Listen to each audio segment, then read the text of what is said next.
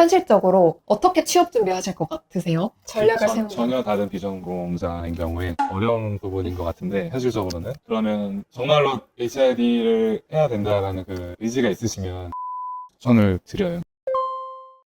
안녕하세요. 오늘은 HRD 업무로 10년 이상 업무를 쭉 해오셨던 크리스 코치님을 모셨는데요. 1부에서는 실무적인 내용에 대해서 다루고 2부에서는 여러분들이 사전에 저에게 접수해주셨던 Q&A 위주로 다뤄보려고 합니다. 그러면 크리스 코치님 소개 부탁드려도 될까요? 안녕하세요. 저는 대기업에서 10년 이상 HRD 경력을 갖고 있고, 그리고 경력 개발과 신입사원분들 채용 업무 지원을 했었던 이력이 있습니다. 지금은 프리랜서로 커리어 코칭, 그리고 심리상담, 라이프 코칭에 대해서 하고 있습니다. 그러면 오랫동안 HRD 업무를 해오셨는데 코치님이 생각했을 때 HRD란 뭐라고 생각하세요? HRD는 기업 경영의 전략적 파트너라고 생각을 하는데요. HRD뿐만이 아니라 스텝으로 일하시는 분들 인사 교육이랑 완전 포함해서 기업의 전략적 파트너라고 저는 그렇게 생각을 합니다. 왜냐하면 스텝으로서 이제 일을 하게 되면 회사의 이제 경영진 분들이 이제 요구하시는 부분들이 있거든요. 그런 부분과 그런 비전과 전략, 방향에 팔로업을 잘 해주는 역할인데, 그 중에서 교육적인 부분으로 팔로업을 해주는 것이 HRD다. 저는 그렇게 생각을 하고 있습니다. 그럼 업무를 수행하는데 필요한 역량이 되게 많잖아요. 그 중에서도 딱 하나를 뽑는다면 어떤 역량이라고 생각하시나요? 저는 커뮤니케이션 역량. 왜냐면은 아까도 말씀드렸다시피 이제 회사 경영진 분들, 리더분들이 이렇게 원하시는 그 니즈가 있고, 그리고 구성원들이 원하는 니즈가 있어요. 그 중간 지대에서 기획을 잘하고 니즈를 잘 파악해서 컨텐츠로 만들어내는 거가 이제 중요하거든요. 네. 근데 모든 컨텐츠가 다 이제 리더가 원하는 것만 나오는 것도 아니고, 그 모든 컨텐츠가 구성원들이 원하는 게 나오는 게 아니거든요.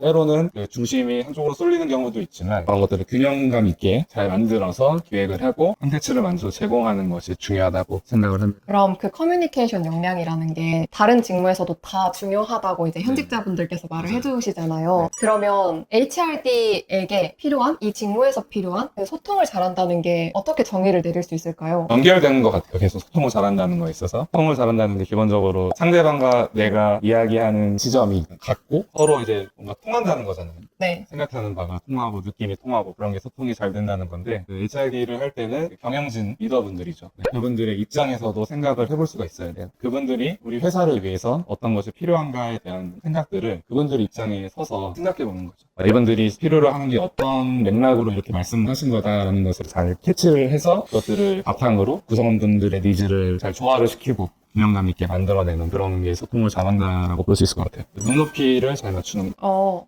제가 딱 들었을 때 느낀 건 임원분들 니즈 파악 잘하고 그리고 임직원분들 니즈 파악 잘해서 그 중간다리 역할에서 균형점 맞추는 거 이렇게 생각이 드네요. 그러면 이 직무를 준비를 한다면 어떤 경험이나 자격증들이 있으면 좋을까요? 문제 해결을 해야 되다 보니까 교육 시스템과 교육이라는 것이 어떤 것인가, 왜 해야 되는 거, 기업 교육에서 어떤 거를 중점적으로 생각하는지에 대한 기본적인 맥락과 개념을 알고 있으면 좋겠죠. 그래서 그런 것들을 미리 공부를 할 수 있는 거는 자연스럽게 대학교에서 교육학과나 심리학과도 도움이 될 수 있고요. 경영학도 도움이 될 수 있고요. 그런 부분들을 미리 경험을 하셨던 분들이 도움이 많이 될 거고, 대학원까지 미리 다 가셔가지고 공부하신 분들이 도움이 많이 될 수 있겠죠. HRD에 대한 영역과 전문성을 어느 정도 맥락을 알고 있는 분들이 현업에 오시면 빠르게 업무를 수행을 할 수가 있겠죠. 그런 네. 맥락이 없으면 일을 하실 때 시간이 좀 걸려요. 아무래도 신입사원부터 들어오셔가지고 경험하고 배우고 이런 과정들이. 그럼 추천해 주실 만한 자격증 같은 게 있을까요? 그것도 이제 신입학의 경력이랑 좀 다를 것 같은 게, 신입사원분들 같은 경우에는 자격증을 한다고 했을 때 보면은 그 협회들이 있어요. 네. 협회에서 이제 교육을 하는 기본적인 내용이 있거든요. 그런 것들을 미리 공부하시고 그런 협회에서 주는 자격증을 습득을 하시는 것도 이제 도움이 될 수 있어요. 전혀 공부를 안 한 것보다는 그래도 그런 것을 했다라는 기본적인 인증이 되는 부분이라서 협회에서 제공하는 교육받고 인증받는 건 도움이 될 수 있지만 크리티컬한 요소는 될 수는 없어요. 그러면 그 크리티컬한 게 학교일 수도 있을 것 같고 네. 학점이나 어학 등일 수도 있을 것 같은데 HR 직무로 취업 준비를 하시는 분들의 스펙 자체가 되게 높거든요. 실제로 대기업에서 근무를 하셨으니까 네. 입사를 하는 신입이나 경력자분들의 학교, 어학 이런 학점들이 어느 정도 수준이 될까요? 기업마다 다른데 그쵸. 높긴 높거든요. 좋은 대학교 나오신 분들이 이제 후배분들도 그렇고 선배분들도 그렇고 많이 계시죠. 많이 계시고 과 같은 경우에도 교육학과가 한 30-40% 정도는 되는 것 같고요. 심리학과도 나오신 분도 계시고, 뭐 경영학도 있고, 뭐 철학도 있고, 그런 것들을 공부하셨던 분들이 이제 빨리 적응하실 수도 있고, 퍼포스를 낼 수 있는 가능성이 높기 때문에 그런 분들이 많고, 영어나 이런 것들도 기본적으로는 다 잘하시는 편이에요. 기본적으로 다 잘하시고, 이제 기업마다 좀 다를 수 있는데, 해외 법인이 있고, 글로벌한 회사인 경우에는 영어를 훨씬 더 잘하셔야. 영어 잘하세요? 저는 영어를 보통 보통이요? 생활 영어 정도. 네. 그러면은 그 우대상 보면 교육학, 심리학 전공 우대를 한다 이렇게 적혀 있잖아요. 그럼 실제로 석사까지 하시는 분들의 비율이 어느 정도 되나요? 신입으로 들어올 때 말씀하시나요? 네, 신입이요. 신입 채용할 때는 석사하는 경우를 그렇게 많이 보지는 못했던 것 같아요. 그래요? 네, 신입사원분들은 하얀 캠퍼스와 같이 이제 기업 경험 자체는 없으니까 그런 분들이 이제 회사에 오셔가지고 배우시고 그 색깔을 만들어간다고 볼 수 있을 것 같아요. 그림을 만들어간다고. 경력이라고 한다면 비율이 확 높아지나요? 대학원. 네. 그렇죠. 거의 몇 퍼센트 정도라고 생각하세요?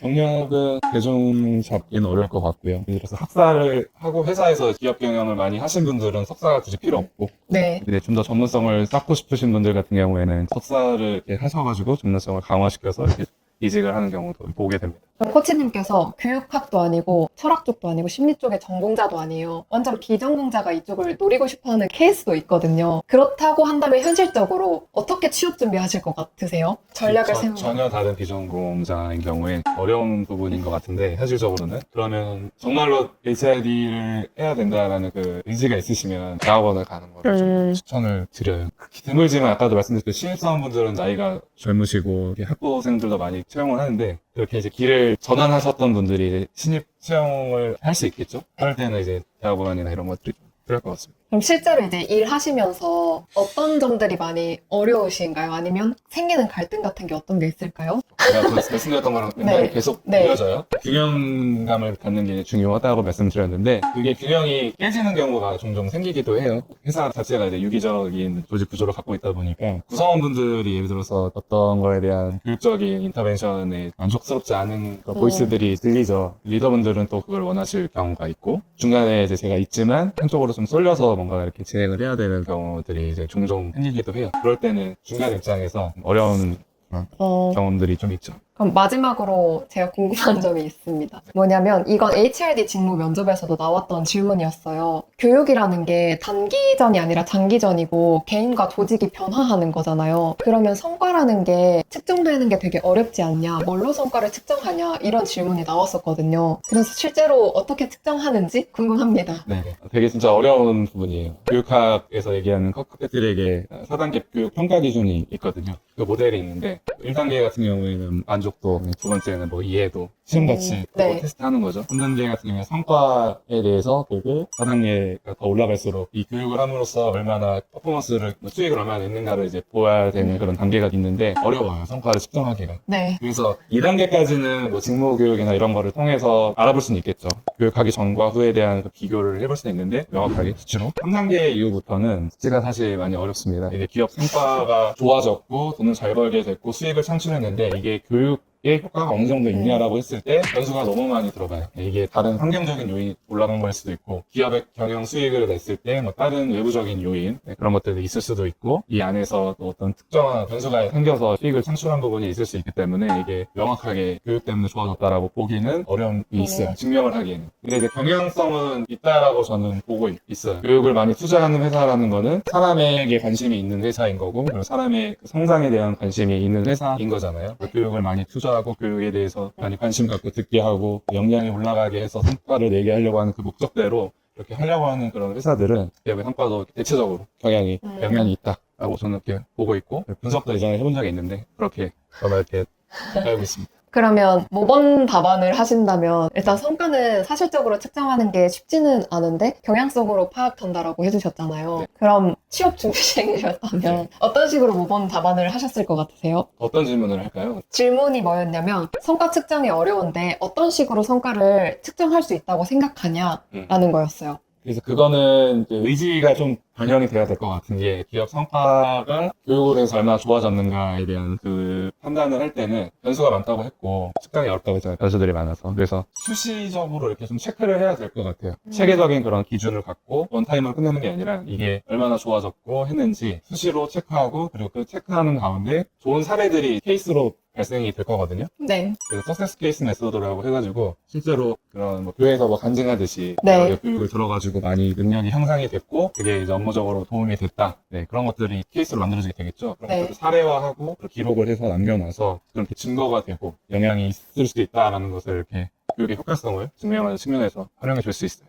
그러면 지금까지는 이제 HRD로 취업 준비를 하시는 분들을 위해서 이 실무적인 내용을 다뤄봤는데요. 이제 2부에서는 선생님께서 그 면접관으로도 활동한 경력이 있으시니까 이거를 제가 홍보를 했더니 궁금한 점들을 막 질문을 해주셨어요. 네. 그래서 이 내용을 다뤄보려고 합니다. 첫 번째 질문은요. 그 대기업에 이직을 하는 분인데 경력직 이직인데 레퍼런스 체크가 필수인지 궁금하다고 하십니다. 필수인가요? 이것도 기업마다 좀 다른 것 같아요. 기업체분들, 제 담당자분들이나 채용 담당자분들 얘기 들어보면은 치긴 하더라고요. 예전에 같은 직장에 다녔는데 어땠느냐, 막 이런 질문도 하시고. 레퍼런스 체크는 중요하다고 생각을 합니다. 중요하다. 네. 왜냐면 이분이 어느 기업에 있어서 경력직으로 이제 경험을 했을 거잖아요. 그분이 하루 이틀이 아니라 이렇게 몇 년을 거쳐서 이렇게 생활을 하셨고 그 생활한 거에 대한 태도와 습관은 변하지 않거든요. 근데 그것들은 동료분들이 잘 알고 있고 또 그 리더가 알고 있고 하기 때문에 그거를 체크하는 것이 정말 중요하다. 인성이나 아니면 그 성실도나 이런 게 많이 떨어진다 그러면 우리와 같이 일하기 어려울 수 있다는 걸 참고할 수 있겠죠. 네. 여기서도 그럴 가능성이 높으니까. 면접에서도 이런 질문들이 많이 다뤄지는 것 같아요. 이전 직장 동료들이 본인을 어떻게 평가하냐? 상사한테 받았던 뭐 긍정적, 부정적 피드백이 뭐냐? 이런 제3자의 시선이나 평가를 되게 궁금해 하시더라고요. 그렇죠. 네. 그러면 그 자기소개서가 누구는 막 엑셀로 필터링을 한다 네. 이런 것도 있고 아니면 HR 인사 담당자들이 다 읽는다 이렇게 말씀을 해주시는데 그 합불 기준이 면접관이나 인사 담당자의 성향에 따라서 달라지는 건가요? 이것도 기업마다 그것도 다르죠? 기업마다 다르고 네. 뭐 필터링 하는 데도 분명히 있고요. 네. 그리고 일일이 다 보는 것도 분명히 있어요. 그래서 뭐 수시로 이제 인원을 적게 뽑는다. 그러면 일일이 다 이게 보실 수 있는데 기본적으로 처음 필터링 하는 거는 인원이 많거나 좀 그럴 때는 인사 담당자가 먼저 다 봐요. 거기 안에서 1차적으로 걸러낼 때 너무 많다 그러면 엑셀로 필터를 할 수도 있고 뭐 적당하다 그러면 다 보낼 수도 있겠죠. 기업의 규모에 따라서. 네. 그래서 그렇게 보고 그 다음에 현업에 있는 리더분들에게 공유가 되죠. 인사에서 이 정도 필터링을 했는데 괜찮은 인원인 것 같으니 보시고 이 중에 괜찮은 인원들 추려서 네. 진짜 만나보자. 이런 프로세스로 가는 경우가 많아요. 경력직으로 뽑을 때 이럴 때는 전체 꼼꼼히 다 읽어보죠. 그럼 또 다른 분의 질문은 본인이 받았던 면접 질문이었는데 임원 면접관이 우리 회사의 단점이 뭐라고 생각하냐 이런 질문을 던지셨다고 해요. 근데 이분께서는 이걸 직무 관련으로 해야 될지 아니면 그냥 일반적인 답변으로 해야 할지 또 어느 정도까지 솔직해야 할지 네. 그 기준이 궁금하다고 합니다. 이 질문을 왜 하는 거라고 맞아요. 생각하세요? 그 질문의 의도가 이제 중요할 것 같은데 아마 그 임원분이 이제 질문하셨던 이유가 우리 회사에 대한 뭐 긍정적인 걸 보고 이렇게 지원을 했겠지만 그거 외에도 분명히 이제 뭐 부정적인 거 이런 거는 다 어느 기업이든 다 갖고 있는 거잖아요. 그래서 그런 부분까지 고려를 했을까 그리고 그런 부분들이 발견이 됐으면 우리 회사에서 어떻게 개선을 하고 싶었을까 뭐 이런 것까지 알아보는 차원에서 질문을 한 거일 것 같기도 하고 또 하나는 이 인원이 회사 안에서 커뮤니케이션을 할 때 어느 정도 잘 할 수 있을까 그런 것도 같이 보일 것 같아요. 왜냐면 너무 솔직하신 분들 같은 경우에는 좀 엉뚱한 대답을 하는 네. 경우도 가끔 있거든요. 어.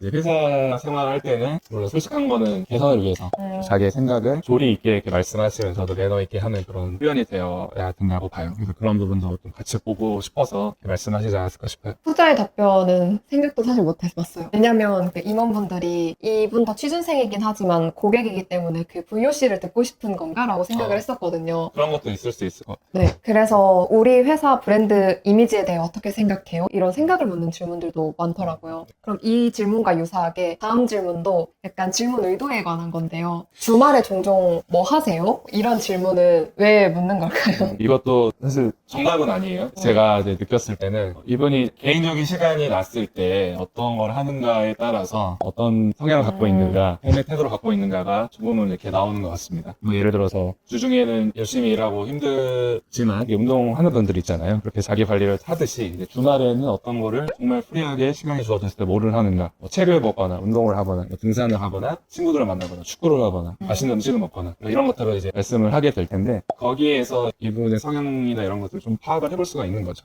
운동을 한다 그러면은 자기 신체적인 거나 이게 컨디션 관리, 스트레스 관리를 열심히 하는 분이겠구나. 들어왔을 때도 그런 것이 어느 정도 예상이 될 수가 있겠고, 잠만 잡니다 이렇게 하는 분은 없겠죠. 그런 분은 없겠지만 있을 수 있어요. 뭐 농담 삼아서 이렇게 할 수는 있겠는데, 그런 분들 같은 경우에는 좀 더 생각을 해봐야겠죠. 그러면 이제 요즘은 중고 신입이 엄청 많아졌잖아요. 컨설팅 해보시면서도 느끼시겠지만 이미 경력이 있으신 채로 신입으로 지원하시는 분들이 많은데, 근데 이제 직무랑 산업군 자체를 완전히 바꿔서 이직 준비를 희망하시는 분들도 있거든요. 네. 이럴 때는 현 직장의 경력이 되게 짧은데 안 밝히는 게 나을지, 그리고 현실적으로 이런 분들이 이직을 할 수 있는 가능성이 있는지가 궁금하다고 질문을 접수를 해주셨습니다. 저도 이제 컨설팅 하다가 이제 비슷한 케이스가 있었는데, 제 생각은 그런 뭐 경력이 짧더라도 무언가를 하신 거잖아요. 네. 무언가를 했는데 해보니까 이게 나의 적성과 어떤 것이 더 잘 맞는지가 드러나게 된 거고, 그래서 그게 전혀 도움이 안 되는 게 아닌 거다라고 저는 보거든요. 그리고 그 안에서도 배운 게 분명히 있었고, 이 시간을 딱 보면은 나이는 있는데 이 시간에 뭔가 벼 있다라는 게 딱 드러나니까, 그런 거를 굳이 숨기는 것보다는 경험을 쌓고 여기서 어떤 배움이 있었고, 배움을 통해서 내가 나에게 더 잘 맞는 것이 어떤 거다라는 그 생각으로 귀결이 됐다라고 이렇게 넘어가시는 게 좋지 않을까 싶어요. 그러면 코치님께서 딱 면접관으로 들어오시면 사실 무서울 것 같거든요. 잘 안 웃으실 것 같긴 해요. 근데 면접관으로 활동을 하셨을 때 그때 자주 하셨던 질문이 있나요? 취업 준비생 분들에게요? 저는 이분이 지내오면서, 살아오면서, 뭐 대학생활 때 프로젝트 같은 것도 하셨을 거고, 회사생활을 좀 하셨던 분이라면 경험을 하셨을 테니까 그 안에서 분명히 갈등 상황이 생길 수밖에 없거든요. 네. 혼자 있는 거 아니면은 맞아요. 사람과 같이 일하기 때문에, 그래서 그런 경우에 어떻게 갈등이 생겼고 그걸 어떻게 풀어갔는가를 좀 많이 물어봤습니다. 이게 회사 안에서도 정말 필요하거든요. 회사 안에서 이제 동료와 리더분들하고도 소통할 때가 참 많은데, 그때 이제 생기는 그런 갈등들, 그런 것들을 어떻게 지혜롭게 잘 풀어내가는지, 회사 안에 분들과 잘 지낼 수 있는지, 그런 것들을 좀 알아볼 수 있는 기회이라고 생각이 들어서 그런 질문을 좀 드렸습니다. 그럼 아까 전에도 커뮤니케이션 능력이 중요하다고 하셨는데 그거를 확인할 수 있는 질문들을 많이 던지셨네요. 네, 그런 종류의 저를 했었죠. 그럼 이제는 커리어 코치로 활동을 하고 계시잖아요. 그러면 취업 컨설팅을 만약에 선생님께 신청을 한다면 어떤 분들이 들으면 도움이 많이 될까요? 가장 먼저 생각이 나는 거는, 제가 이제 HRD를 전공을 해왔고 회사 안에서도 경험들이 되게 다양하게 많이 있어서 HRD에 대한 현실적인 궁금증과 이쪽에 정말 가고 싶다, 어떻게 해야 되는지 좀 도움을 받고 싶다라고 하는 분들이 문의를 주시면은 가장 큰 효과를 볼 수가 있을 것 같아요. 캐시백하게는 그렇게 말씀을 드릴 수 있고, 좀 넓게 보자면 제가 HRD 경험을 하면서 다양한 직군에 대한 뭐 직무 분석도 해봤고, 사람들 또 리더를 만나보면서 어떤 직무에 어떤 유형과 어떤 성향에 있는 분들이 적합한지에 대한 감을 좀 갖게 됐어요. 코칭 역할을 할 때 많이 도움이 되는데, 그런 부분에 있어서 좀 궁금하다, 내가 갖고 있는 성향과 역량과 잘하는 거, 뭐 이런 강점, 이런 것들이 있는데 어떤 직무에 가장 적합할지 내가 포지션을 정하는 데 있어서 좀 궁금하다, 고민이 된다, 뭐 변화를 줘야 된다라는 분들에게 좀 도움이 될 수 있을 것 같아요. HRD 직무로 취업 준비하시는 분들뿐만 아니라 커리어 전환을 앞두고 계신 분들까지도 도움이 되겠네요. 그럼 마지막으로 이 영상 보시는 분들에게 응원의 한마디를 해준다면 어떤 걸 해주실 수 있을까요? 저도 취업 준비생일 때가 있었잖아요. 대학생일 때 그런 시기가 있었는데, 어떤 분이 저에게 이런 말씀을 하셨던 게 되게 큰 도움이 됐어요. 마음의 위로가 많이 됐어요. 그게 뭐냐면, 세상은 되게 넓잖아요. 세상 가운데 저를 필요로 하는 곳은 분명히 어디 한 곳은 있다. 마음 너무 조급하게 먹지 말고 내가 잘할 수 있는 거, 좋아하는 거, 가치 있게 생각하는 거, 그런 것이 어떤 것인가 깊이 생각을 해보시고, 또 준비하시고, 문을 두드려보시고, 실패할 때 있겠죠. 네, 그럴 때 다시 일어나시고, 그 처음 목적의식과 그 동기를 생각하셔서 계속 두드려보시고 노력하시면 분명히 길이 열릴 거다고 생각됩니다. 이 영상 보시는 분들이 현실적인 부분도 많이 얻어가실 수 있을 것 같고, 사실 되게 차분하게 말씀을 해주셔서 조언도 얻어갈 수 있을 것 같아요. 그러면은 HRD 직무로 준비하시는 분들이 이 영상 보시고 또 궁금한 점 있으면 댓글로 한번 남겨주세요. 그럼 오늘 시간 내서 이렇게 인사이트 알려주셔서 감사합니다. 수고 많으셨습니다. 그렇습니다.